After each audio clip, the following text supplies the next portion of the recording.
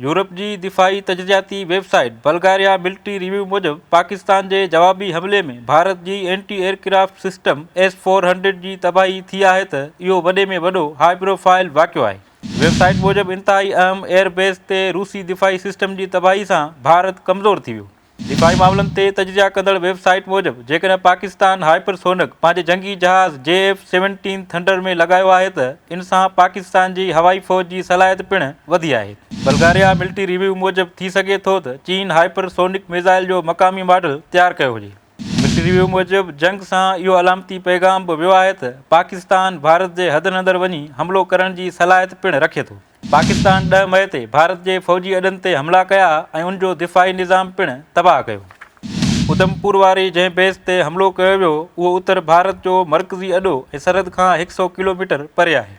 Website मूजिब S-400 saturation हमलन या radar या commander ते हमले से कमज़ोर थी वेंदो है। पाकिस्तान के हमलन में S-400 की तबाही से भारत के दिफ़ाई हिकमत अमली ते दूर रस नतीजा निकरंदा।